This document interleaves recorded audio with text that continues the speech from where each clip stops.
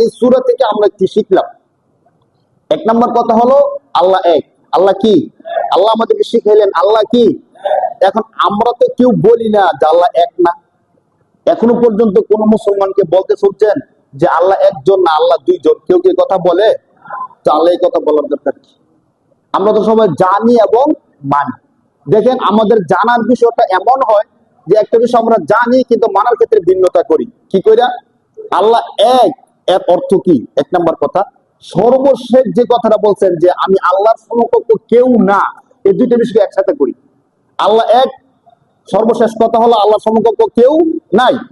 এখন দেখেন একদম সহজ বিষয় যেটা আমরা বুঝি ওইটাই বলতেছি। আমি যখন আমার কোনো কারণে দীর্ঘদিন আমার সন্তান হইতেছে না, দীর্ঘদিন আমার কি হইতেছে না, সন্তান হইতেছে না, চিকিৎসা করাইলাম, সবকিছু করাইলাম, সন্তান হয় না। কেউ বললো অমুক বাবার মাজারে যান, গিয়ে বাবারে বলেন বাবা কি দিতে পারে, আপনাকে সন্তান দিতে পারে। তো আমি তার কথা শুনে বিশ্বাস করে বাবার মাজারে গেলাম।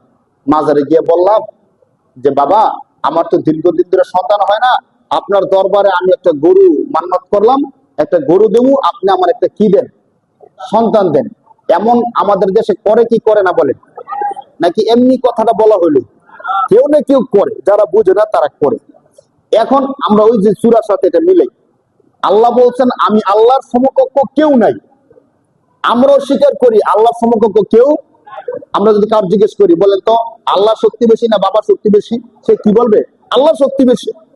আল্লাহর বাবা কি আল্লাহর সমান সমান? বলবো অসম্ভব। বাবা আল্লাহর সমান কখনো হতে পারে না। এটা আমরা কথায় বললাম, কাজটা করি কি দেখেন। মূলত সন্তান দেওয়ার দায়িত্ব কার? একটু বলি, আমরা সন্তান দেওয়ার দায়িত্ব কার? কোরআন শরীফের 25 নম্বর পারা স্বয়ং আল্লাহ বলতেছেন ইয়াহাবু লিমান ইয়াশাউ ইনাসা ওয়া ইয়াহাবু লিমান ইয়াশাউ যুকুর আও ইউযাব্বিদুহুম যুকরানা ওয়া ইনাসা ওয়া ইয়াজআলু মান ইয়াশাউ আকিমা।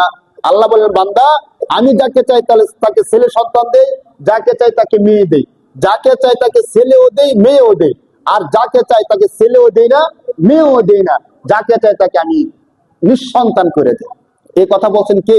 এই যে কোরআন শরীফের আয়াতটা পড়লাম। এখন আল্লাহ বলতেছেন সন্তান আমি আল্লাহ দেই। সন্তান কে দেয় ভাই? আমিও মেনে নিলাম সন্তান কে দেয়? আল্লাহ দেয়। যখন বাবার কাছে গিয়ে বললাম বাবা আমাকে একটা সন্তান দেন, তাহলে সন্তান মূলত দেয় কে? আমি গিয়ে চাইলাম কার কাছে? তো আমি মুখে স্বীকার করি যে আল্লাহ শক্তি বেশি, কিন্তু কাজে বুঝাইলাম যে আল্লাহ সন্তান দিতে পারে, আল্লাহ শক্তি আছে। আবার বাবার যে কেরামতি আছে, বাবা চাইলে আমাকে একটা কি দিতে পারে, সন্তান দিতে পারে। বলেন নাউজুবিল্লাহ। মানে এটা মনে করে, কিন্তু যারা বাবা মাজারে গিয়ে বলে তারা কি বিশ্বাস না করে যায়?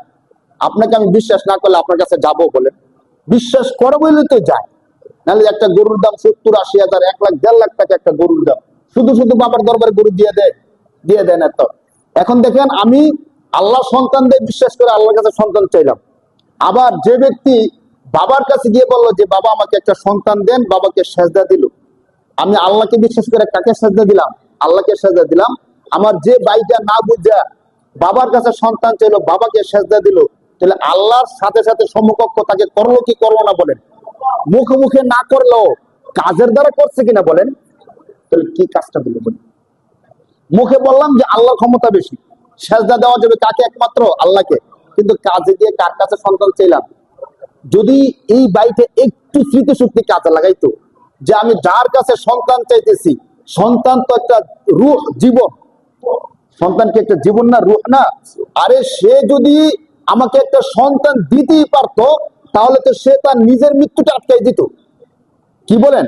মানে সে যদি একটা সন্তান দেওয়ার ক্ষমতা রাখতো, যে বাবা কবরের মধ্যে আছে, জীবিত বাবার কাছে তো চাই না সাধারণত, যারা কবরে মাজারে আছে তাদের কাছে চাই।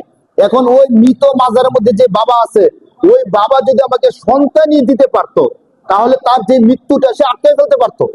আজরাইল যখন আসছে তাকে নেওয়ার জন্য, বলতো সাবধান, আল্লাহর সাথে আমার যে একটা সম্পর্ক আছে, আমাকে তুই নিবি না, কিয়ামতের আগ পর্যন্ত আমার রূহ তুই নিতে পারবি না। আমি আল্লাহর সাথে চুক্তি করছি, কিয়ামতের আগ পর্যন্ত আমি মরবো না। এবং করতে পারতো কি পারতো না বলেন? যে ব্যক্তি নিজের রূহটা আটকাইতে পারলো না, যে নিজের মৃত্যুটা ঠেকাইতে পারলো না, ওই ব্যক্তি আমাকে সন্তানটা কি করে দেয় বলেন? এমন তো বাবা আছে বাবারই সন্তান নাই, নিঃসন্তান বাবা। আপনি আমাদের দেশে যতগুলো মাজার আছে, মাজার গুলোর মধ্যে যাদের নাম দেওয়া আছে ল্যাংটা বাবা, শাহ ওলি বাবা, কেরামতি বাবা, এই বাবাদের লিস্টি করেন, দেখেন তাদের সন্তান কয়জন আছে। এমন অনেক বাবা সম্পর্কে আমরা জানি তাদের নিজেদেরই কি নাই, সন্তান নাই। যে বাবা নিজেরই সন্তান নাই, ওই বাবা আমার সন্তানটা কি করে দেবে বলেন? এটা একটা মূর্খতা বিষয় না বলেন? যদি আমাদের দেশে এমন একটা ডাক্তার পাইছি, এমবিবিএস ডাক্তার, যে নাকি নিজের ঠান্ডা সারানোর জন্য প্যারাসিটামল খাইতে পারে না, সে জানে না ঠান্ডা হইলে জ্বর হইলে কি কি ওষুধ খাইতে হয়। তার কাছে গিয়ে কোনো ধরেন বড় কোনো রোগী তার কাছে যাবে, বলে সে তার ঠান্ডা হইলে সে নিজে সারাইতে পারে না, তার কাছে আমি ক্যান্সারের রোগী, তার কাছে গিয়ে বসে রয়েছি। আমরা তো এমনই করতেছি। সে নিজের মৃত্যু ঠেকাইতে পারলো না, নিজে একটা সন্তান জন্ম দিতে পারলো না, এখন তার মাজারে গিয়ে আমরা গরু মান্যত করি, বাবা আমার একটা কি দেন, সন্তান দেন। কিন্তু এই সূরা আমাদেরকে শিখাইতেছেন আল্লাহ এক। আল্লাহ কি? আল্লাহ কারো সমকক্ষ নন। তাহলে আমি যদি বাবার কাছে সন্তান চাই, তাহলে আল্লাহর সমকক্ষ দাঁড় করাইলাম কিনা? মানে আল্লাহ সন্তান দিতে পারেন, বাবাও কি দিতে পারেন, সন্তান দিতে পারেন না।